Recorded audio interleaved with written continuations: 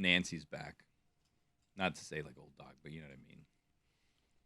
I do know what you mean. This isn't even necessarily for show. Like, who's like the who just won't go away? Oh, or just always come back. I guess we can't be terribly surprised where she's doing television now. Where? She's on Fox Nation. Oh God! Wow. Is there a show called "Don't Be a Victim," or is that just? Oh no, that's her book. That's her book. Yeah, her book is called "Don't Be a Victim." Oh. And she's also on Sirius XM, channel 111 with Crime Stories with Nancy Grace. Billy, we can start there if you. Laramie Tunstall's turning his gas mask video into an NFT. Oh God. Smart. Smart. Yeah. It's his most famous moment. What does that mean? One person can buy it? He tweeted he's officially moving on and putting this moment in the past. He's minting a one-of-one NFT of the infamous gas mask video to be listed. A portion of the proceeds will benefit Last Prisoner Project, which supports those incarcerated for cannabis offenses. So it's for a good cause. That seems absolutely like not putting it in the past, though. It means profiting off it in the future. Exactly. Well, he's giving the money away, though, to a good cause. Portions of the proceeds. You mentioned portions of the proceeds. Mm-hmm. That would be a Stugotz asterisk right No, there. it would be all the proceeds.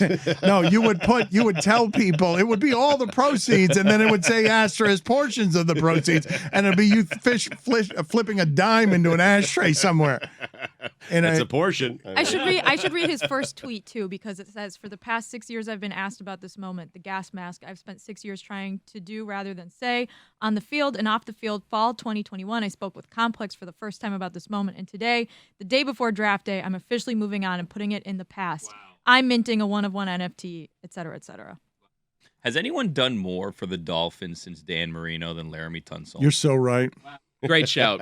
You are so right about this. And when Stugotz said, "Is that his most famous moment?" I'm like, I don't know. I feel like they should have a statue out there because Tyreek Hill and the Dolphins being relevant comes from just trading Laramie Tunstall to end Bill O'Brien's career in Houston. So there's a website that has kept track of what's come of the Laramie Tunstall trade in the years since. No, there's a page on this It's website. dedicated to just Tunstalltrade.net. It's just like I mean, it just continues to manifold. Yes. Okay. Manifold. Holy Manifest. shit. I'm saying that too many times. Manafort is next. So it's been a first and a third round pick, which they spent on a corner who's hardly played for them. Jalen Waddle comes from the Laramie Tunstall trade. Right. Javon Holland, who's amazing for them on defense. Tyreek Hill, a third round pick, a fourth round pick, and a first round pick are still to come from one offensive lineman. What a great selection. Seriously, who made that pick? Well, it was Gase. It was Gase. Oh, my man. I think he only fell to them because everyone got scared. The story's kind of amazing. It was a bit of an extortion attempt in the middle of the draft that made him fall. Otherwise, he would have gone a lot higher. And you hate the draft, Dan. You say it's boring. Well, I'll tell you why I hate the draft. If that happened all the time, I would stop hating the draft. If there were extortions and a guy in a gas mask blowing marijuana smoke in my face and all the NFL teams running scared because we can't have marijuana face in our league. Look at our league. It's dirty everywhere, but we're a conservative league. Watch him drop in the draft because he's smoking some bud. I remember it's the only time you were upset the Monday after the draft. You were upset that you didn't watch the draft. I remember you telling us. Because most of the draft is the Pats just recently made a trade with the Texans. They're fifth for the 6th and the 7th in the round. Mm-hmm. Who cares? Well, the Patriots do because whoever Belichick takes there is going to the Hall of Fame. So, I mean. You know what would be fun for the draft this year? If every time Roger comes out, he does it like with the theme of like a Vegas show. You know what I mean? So like sometimes he'll like appear as a magician and he'll just like He's Penn and Teller. He's Britney Spears. He's Celine Dion. Yes, he's Adele. He's a blue man. Which, by the way, what did you do with the blue men? You promised them what? What do you mean? The Blue Man Group yesterday tweeted at you and the show specifically and said, "Hey, heard you're coming to the draft. We have tickets for you." And then they had a video of you in a cameo promising something about the Blue Man Group and how they're your favorite and you're going to see them or something. They are my favorites. I did a cameo for someone who is a member of the Blue Man Group out in Vegas. So I did a cameo for them, and I sent it to them. And they gave me, now I said if I'm out in Vegas for the draft, I would love to, because in the description of the cameo, Billy, they can, specify some stuff. So they said, if you're in Vegas for the draft, we'll give you a couple of tickets. And so I said, hey, if I'm in Vegas for the draft, I will take you Billy, up on those couple of tickets. what do you think happened here? Okay, because he told I'm this telling story you what yesterday, happened. I mean, and there might have been it's not that hard. You're not on cameo. Some lies in it. So what do you think happened? Because when Billy seizes on something like this, you tend to want to follow it. And he's got a skeptical Billy face right now. Is looking, did you lie to the Blue Man Group? I'm just quite curious. And you made a video for one of the Blue Men who's a fan of yours. Who's a fan of the show, yes. That is possible. I do believe that. Is that not possible? There is a member of the funny, Blue but Man it's Group, possible. okay, whose wife said send him a birthday message. He's a member of the Blue Man Group. I don't like it. You don't like what? I don't like it. I like to think of the Blue Men Group as just 3 blue men or women or whatever they are. Yeah. Just being blue and walking around in a world where they just, turn PVC pipes into drums and they have disasters with toilet paper and then just paint flies out of everything. Right. You know what I mean? Like, I don't like to think of one of the You Blue don't want Men them to as have someone- emotions, right? Yeah, with a family Yeah. and cameo Right. and any of Yeah. that stuff. Well, Like sorry.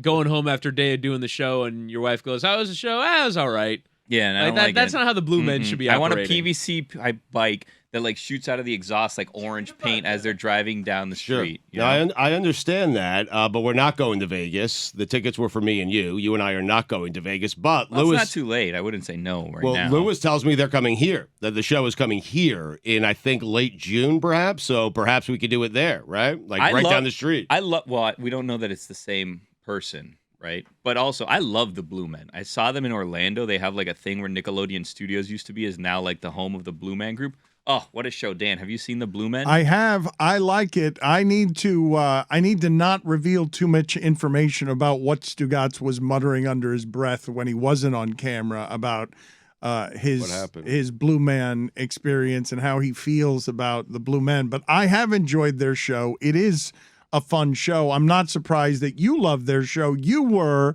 thrilled that Stugotz was able to interact in Jealous. any way with the Blue Men. Jealous, some would say, because I love them and I wasn't following them on Twitter. I don't know why. It must have been an oversight because obviously when you sign on to Twitter, one of the first things you would do is follow the Blue Man Group. But I wasn't following them.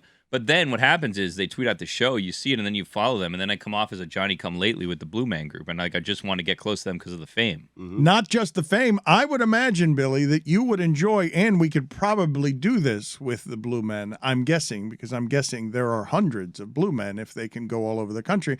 I'm guessing they would partake in a collaborative comedic experience where you get to be one of the Blue Men if you would like. Wow. That seems like, I don't know that I would love it. I like the idea of it, but becoming a blue man like Tobias, I don't know that I'd be able to go through like all that makeup and all that stuff. I feel like I'd have like stress going through it. You know, one group that I did think about this with, and I was hoping because I've become friendly, which is a bit of a stretch, is with one of the Harlem Globetrotters. Like I was hoping one of the Harlem Nice. Globetrotters would come down like the next time they're touring and we can go do stuff with the Globetrotters. Who are You'd you be- friends with You'd there? be like a Washington general. Do you think you'd play on the opposing team or something? Just be. Oh no, I'd be a Globetrotter. Well, Tony wants to. Tony wants to play on the opposing He wants to be a team. general, yeah. But Yeah. he would go out of his way to try to beat the Globetrotters. Yeah, but he if was a wouldn't. general. Yeah, well, obviously. He'd He's throw not good elbows. at basketball, yeah. Stu, the Blue Man Group are coming down to Miami for 7 shows at the Arts Center from June the 29th to July the 3rd. Which one should I get you tickets for? Whatever you need, I got you guys covered. You want front row, you want to be a part of the show, I got you covered. Dan, I don't think you're giving them enough credit. Like, you're just making it seem like anyone can be a part of this show. Like, Yeah. it's not hard work, you know? Mhm. I mean, these people have trained forever to do this. I mean, We should paint you blue and see how you do. Make you blue yourself. I think we're trying to do that with Billy. I'm down. If the Blue Man Group want to make me a blue man, I'll do it. But I also want to do the Amazing Race. Well, that's how I know the guys from the Amazing Race. Globetrotter, Big Easy, yeah. Big fan of the show, by the way. Give him a shout out, Dan. Shout out to Big Easy. A shout out to Big Easy. May Billy profit off of you by getting all his dreams to come true as he wanders the earth as either a blue man or a globetrotter or a globetrotter opponent. He Weird congratulated me, on the birth of my daughter. He was watching the 24-hour event last year. Big fan, I'm telling you. Big Easy, huge fan. All right, well, make sure that you parlay that into something. The Stugotz is strong in you. I want this for you. I'm rubbing off on him. I'm happy to have you back here today because yesterday, out of nowhere, you were absent. Like all of a sudden, we all looked up and it was, "Where's Billy?" What happened? I was performing my civic duty of jury duty, Dan. Yeah, it was Chris Whittingham's dream, and not one that I particularly enjoyed. You participated in democracy. Yeah, Like a upstanding citizen. Proud of you, Billy. I think most people hate jury duty, hate to be selected for jury duty, but he has, I think that's right. Put it on the poll at LeBatard Show. Do you like to be selected for jury duty? I told Billy this yesterday, and I've told you guys this before. If you're a member of the media, they will kick you out of that room so quickly. Well, Billy, I think. Wait, really? Yes. Well, you can even call and say it. No, You can. but no. I'm telling you. No, it is a duty. It is a civic responsibility, and that's not true, Stugotz. I don't know what you have said to circumvent the judicial system. I don't even want to ask. Who do you even call? You said you got to call someone. There's not like one person in charge Can you of it. imagine the cavalcade of lies that came from Stugotz when the jury duty letter came in? When you get the thing in the mail, there's a number you can call. So you got the thing in the mail, right? Yeah, the red, yellow, white letter in the mail. There is not Yeah. a jury duty. Look, I don't want I you. called him. I said, turn on ESPN. I'm a member of the media. That's what I did. I don't want you to admit to fraud. It is a duty when you are called to serve in the name of justice. And Billy was called, but Billy did have a plan to say a bunch of disqualifying things. That's not true. What was my plan? I don't even remember this. I said none of it. You told I said me. none of it because all the other jurors in my thing, God, they turned it on. There was quite the performance by this jury pool that I was part of, so I ended up getting selected. And I knew it right away. I go, there's nothing that I can say that's going to beat half of these things. What were some of the excuses? Well, he told me not to betray any confidences here, but he wanted to go down the path of I'm big newspaper reader. I read a lot of news. I'm pro I'm pro police or whatever. I'm sorry, it might not even be pro police. It might just be I have a lot of police officer friends. He just wanted to do something that would contaminate his ability to be impartial. Well, I mean, my cousin's a cop. I have friends that are cops. My uncle's a federal judge. Not untruths. Not untruths is what I'm saying. I didn't mean to. Here we are. I've already betrayed you. Yeah. I mean, but I was selected. But there was a lot of people who, for religious purposes, said that they couldn't be part of a jury, and then there was multiple people who said that they didn't speak English while saying it in English to the people, so they let them off, and then everybody had car situations and couldn't come back if there was a second day. So, like, once they got to me, I was like, You should have you've said heard I it have all. lunch at Smith and Walensky's with the DraftKings sales Well, team. that was another thing. I missed the lunch of lunches yesterday. Oh, it was such a good lunch. Yeah. Mm-hmm. Tony thinks we should kidnap Billy. But I served my country yesterday. I was part of a jury, and it wasn't as enriching as Whitty thinks it might be. But I just don't like why does everyone want to get out of jury duty? I don't. Why I would you don't- want to do it? It doesn't suck. While It's I was part there- of it, you're participating in our democracy. Yeah. These are the things that we hold dear as a country. Why is everyone trying to, I can't speak English, my car doesn't work? Like, show up. It's a day that you have to take off of work. Show up and do the thing that you're asked to do. You're asked to serve. Be a citizen. I will say this. When I was there and I did hear a lot of the excuses, I thought, I feel like I could add something to this jury. Like, I feel like I could help out with this situation and make sure the people get a fair shake, because it seems like there's a bunch of knuckleheads in this bunch that want nothing to do with what's going on right now. So halfway through, I did feel like maybe I could help out here. Get to the other room, Tony. There's a Mad Dog A-list of top 5 point guards of all time. Get into the other room and get me an update, an emergency update on what's going on with Mad Dog Russo and his top 5 list. I'm trying to verify this media thing, Stugotz, and it says you can only be excused from a jury for military conflict, student status, dependent care, undue hardship, public necessity, medical reasons, and then any reason deemed sufficient by the court. Mm-hmm. Yep. That's So now. where does media fall? Like, where does it say you can't it's if you're on nonsense. ESPN? It's a lie No. that's unraveling. Can't do Public it. necessity, because people need to hear your voice. Mm-hmm. Thank you. Maybe that works for Dan. but- Yep. Whittingham is correct that you should be a citizen And I'm a citizen every 2 weeks when they take money out of my check, okay? Exactly. And Stugotz is very much in character when Whittingham argues on behalf of being a citizen. And what you hear from Stugotz from deep within his loins is, "Ha!" Like me. He's so adorable. Me giving to anybody other than myself. I got things to do, man. Ah! The DraftKings lunch was great, though, except for when Chris Cote sabotaged all. Like, we have a good seat at the table with DraftKings pitching all of our ideas. We pitched Miami. They were very receptive to it. And then Chris Cote spends the last 15 minutes of lunch pitching his idea. Should I even say what it is? I feel like I'm betraying him. It's just a bad idea, Dan. I want to hear it. Okay, before you get to that bad idea, though, because I see Billy going. Billy is actively trying to wreak chaos on the entire company. Because Mar Miami starts with Billy just wants a giant boat to throw a big party on. No. We do have a big boat for something else in the fall, but now we're moving on to a bigger boat. That a boy. My point is that Billy, A ship, if you will, in the words of Mickey. Mar Miami. So Mar Miami, what do you want to tell? Who are you betraying with what information? Because Chris Cote. So we're meeting. We're trying to pour rocket fuel on all of this stuff as DraftKings and we go in a direction here, trying to build something together. And you are having high-level executive meetings with DraftKings people about throwing away money by getting boats or bigger boats. And Chris Cote is wasting the time of these people by pitching what? Let's just say, Dan, he gave an elevator pitch. I need to hear it. Like, I need to hear the Literally idea. an elevator pitch. But wait, so you've got a big fancy... It's a show about an elevator. That's all I can say. What? Exactly. So he made an elevator pitch, and the show was just an elevator. Something About that happens elevators. about a What show. about This him? was his big DraftKings idea. It's built off of, people have gotten famous doing reviews of various things. And his thing was, I want to do reviews of elevators. To be fair, I have no ideas. Wait. So his is better than mine. He wants to review, like, the quality of elevators? Correct.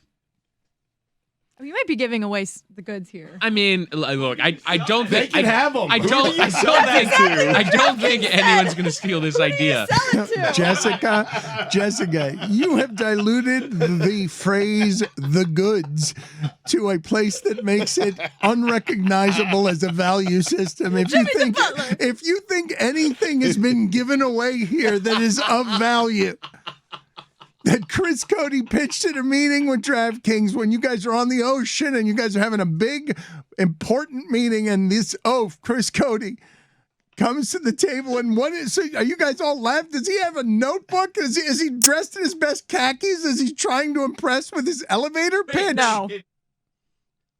Wait, this is real. This is this 100% meeting, real. he said, I want to do a show where I'm reviewing elevators. What was That's the correct. reaction of DraftKings?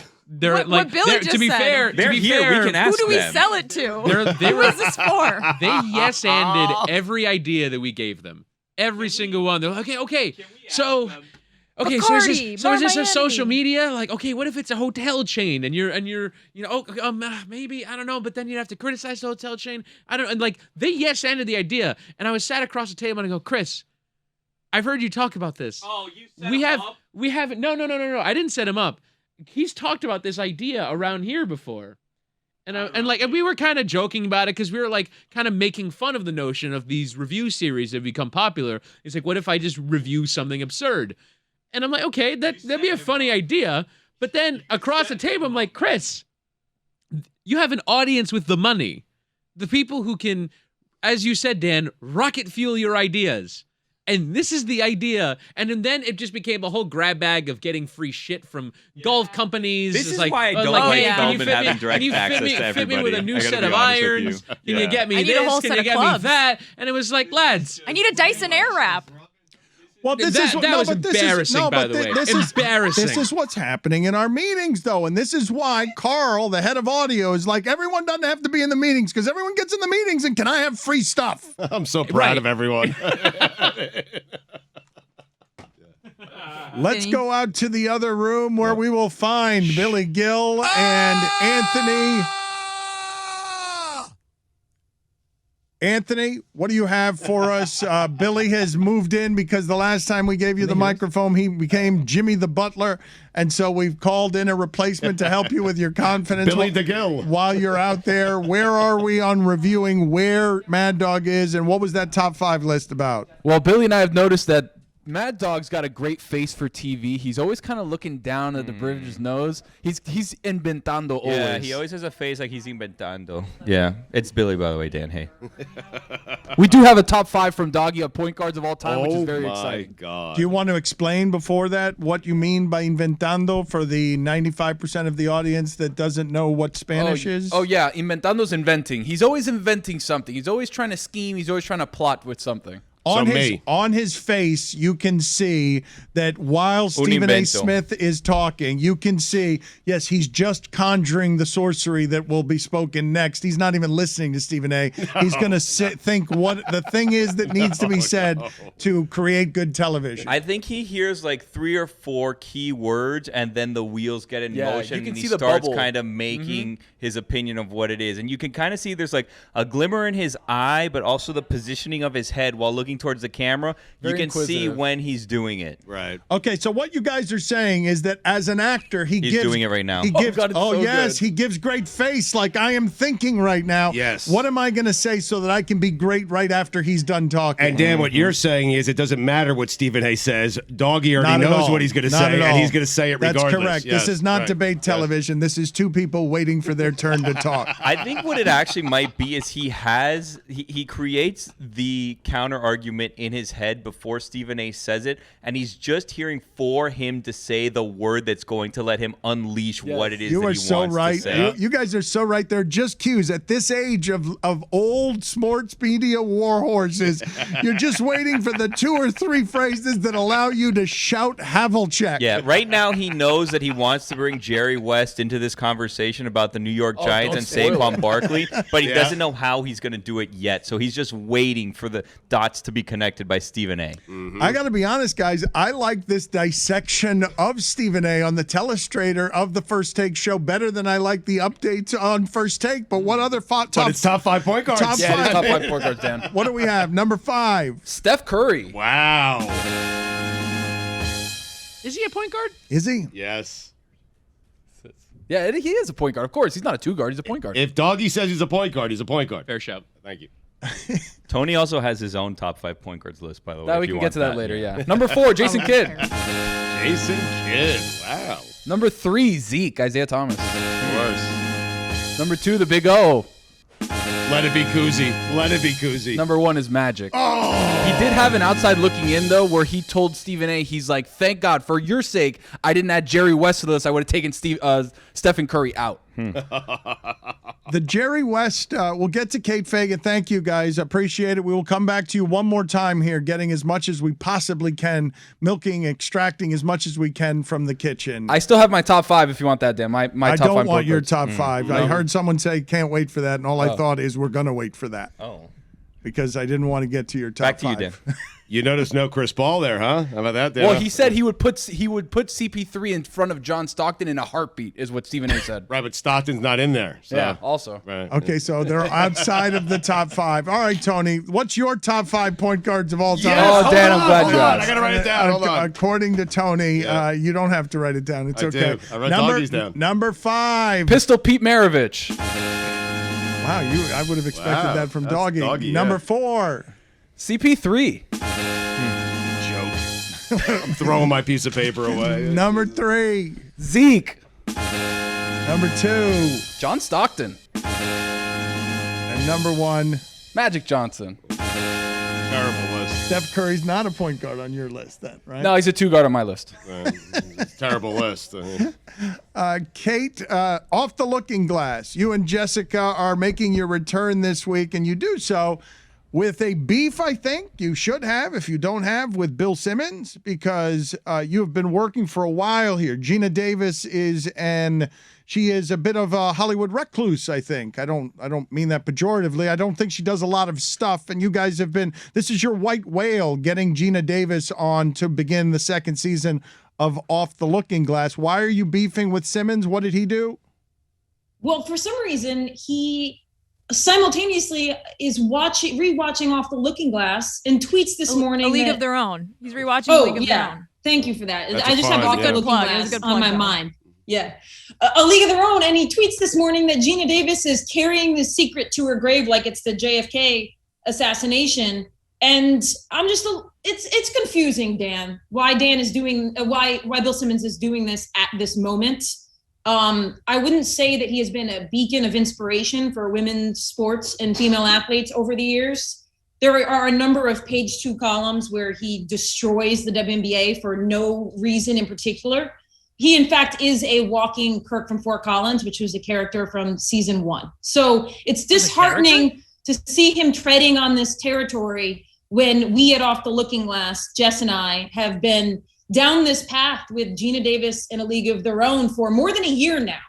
So we have some beef. I don't think he has beef with us, though. I don't think that's the way this is working. Well, he does now, though. He's about to. It's about to. I should mention his co-host on Rewatchables, Mallory Rubin. I do love. She has a great podcast called Binge Mode. So let's just be clear who the beef is with, because it is stepping on our territory to turn their rewatchable content into did Dottie drop the ball on purpose, when that was really our mission in season 1. And I should add, Dan, that in the season premiere of season 2, we will get some clarity on that from Gina Davis herself. Well, it's not a secret to the grave, then. It is something that perhaps he's doing some promotion for you and promotion for your podcast, because what was a secret to the grave in a podcast by Bill Simmons about A League of Their Own, now we're going to have different news on Off the Looking Glass. We're going to have from Gina Davis. People should listen and find out. Yeah, but hold on a second, because why is Mal skating here? Like, you either have beef or you don't have beef. Do you have beef with the entire show or no? We have beef with Bill for the reasons Kate said. Stu, it's with Bill in particular. I mean, if you really go back in the archives here, like Bill Simmons writing about women's sports, it's pretty scary stuff here. I'm looking at a page 2 column from back in the day. I mean, I don't want to read this word for word, but he is destroying women's sports. So the fact that he is now going to wade into the preeminent discussion of the iconic women's sports movie that has inspired millions of female athletes, I don't even want to see his name attached to that. It is sacred territory. And having Bill Simmons even wander into that territory lights me up, Stu. It sounds like it. Yeah. And Off the Looking Glass debuts today with the righteous anger of Kate wanted that smoke. Jessica didn't want that smoke so much. I don't want smoke. I honestly don't know that I want this smoke, but here we are. You guys already did Gino Auriemma in season 1 in terms of smoke. Like how quickly? I love smoke. Kate, how quickly did I throw you under the bus when we asked Brianna Stewart about UConn privilege, and then Kate asked her about it. She was like, I don't agree with that, and I was like, yeah, that was Kate's idea. Imagine if we do get Gino Auriemma, how quickly I will be tired. Kate's gonna have to do the entire interview by herself. I'm just gonna be in the corner like, yeah, I'm just the producer, actually. I don't co-host the show. What's as embarrassing as spending a sales meeting asking for a Dyson Airwrap? I just want a goddamn Dyson Airwrap. Is it too much to ask? I have an update. They were in the other room. They said they're sending emails to see what they can get started. Yeah, suck it, Witty. That's great. Good. Reward the behavior where we waste these people's time and money with boats and Chris Cote making elevator Well, it's pitches. going to save my time that I can dry my hair and curl it at the same time. This is the price of freedom. Mark Feldman, sales guy for DraftKings, quote, worst idea I've ever heard. Yeah. And there's more where that came from, Feldman. Don't sell him short. Let him get the next audience with you guys. Kate, I want to talk to you about a couple of things going on in the news, but before I do so, just tell people the project means a great deal to you. Off the Looking Glass, you've probably had things that you've been excited about in your life professionally, but I don't know that there's been one quite like this for you. So a second season begins now with Gina Davis, and explain to the audience why she's the white whale. She's the white whale because she created this movie before it was cool to start like talking about female athletes in women's sports, which by the way has started to become cool over the last couple of years. And she presented this story of athletic pursuit and competitiveness, and it really reflected the larger world of women's sports at a time that wasn't existing. And she went on and she obviously did Thelma and Louise, but then she also took up archery. So she's like this iconic character both in Hollywood lore and women's sports lore. Anybody you talk to who grew up at that time period and even later, as Jess can now attest to, was inspired by A League of Their Own because it stood on its own in a time period where nothing like that was being made. So being able to talk to Gina Davis, and Jess can chime in on this, like, it was just freaking cool. Yeah, it was really cool, like shockingly cool. I listened back to it and I was like, wow, I can't believe that we got to do this. It well, was because awesome. you admire somebody here that through film and through athleticism was a pioneer. I mean, you guys know how hard it is to climb up in this business. The barbed wire she crawled through, you can't help but admire a woman like that through all of it, right? It's not just sports; it's also Hollywood and all of that to make a movie that was meaningful to to a lot of people, but a lot of young girls who saw something on screen that wasn't very common, and that movie doesn't often get made. Mm-hmm. Yep. Exactly, Dan. And in season 2, we're going to review a lot of other movies that probably shouldn't have been made, but not for the same reasons. Kate, I won't spoil it, but Kate, we watched the worst movie ever. Which one? By the way, that won Best Picture at the Oscars and is simultaneously horrifying. Penultimatum? What is the movie that? Wait and see. No, I want to know what the movie is. Yes, I enjoy your movie reviews, despite the fact that I have not seen any of the movies. I still enjoy listening. You've seen to this guys. one. You've seen it, and you will never want to see it again. Is it Forrest Gump? No. Dances with Wolves. We're not going to say what it is. Rocket Man. How fun is it for everybody just to guess? All right, not fun at all, and also as a bonus, great not audio, too. good audio. That's right. So as an added bonus, if you want to find out, you got to go to Off the Looking Glass to find out what we're talking about as we bring this show to a grinding halt. Let's move on to some of the things happening nationally and internationally. I've been wanting to talk to you about what is going on with Brittany Griner. I don't know the right way to cover that story. Yeah. No, it has been from its onset an incredibly tricky story because the gut reaction from everyone would be to pound their fists on the table and yell and scream, "Let's get Brittany back." But it's been a very concerted effort to make sure that wasn't the tack taken, because that wasn't going to be helpful in the short term to get Brittany home.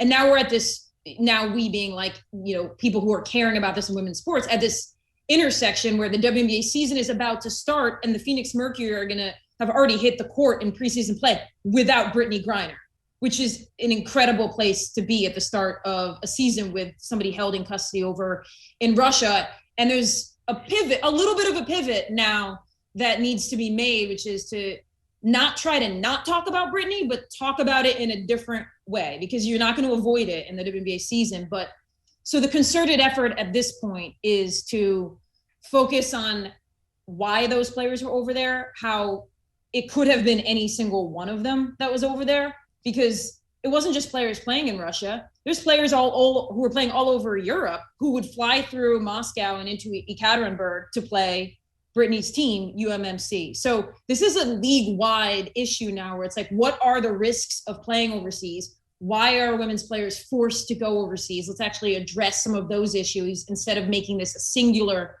Brittany Griner problem. So no one in Brittany's camp wants to be like hammering this right now, because they still think that there's diplomatic opportunity. We just saw today Trevor Reed was part of an exchange. He was being held over in Russia. So there is some like small glimmers of hope that something like that can be worked out for Brittany before it goes to actual trial in Russia. Do you have reporting that you feel you can trust on what is happening with her over there? I just can't imagine, as we talk about some of the details, I just can't imagine the fear that athlete that means something to a lot of people and is, a star in that league, is a war hostage or can feel like a war hostage.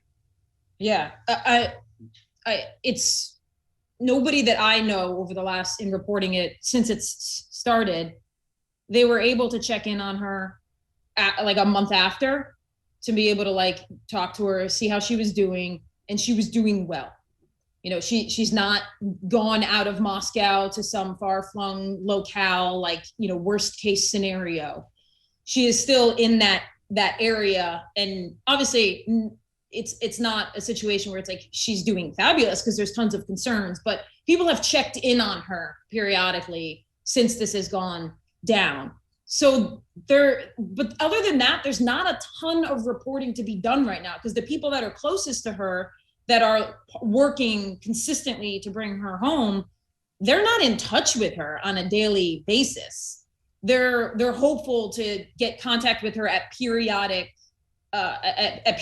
junction points. So there's not a ton to report, other than like there are glimmers of hope that this can be handled, and that the worst case concerns have not been realized right now, which is that she is gone somewhere out in like literal Siberia.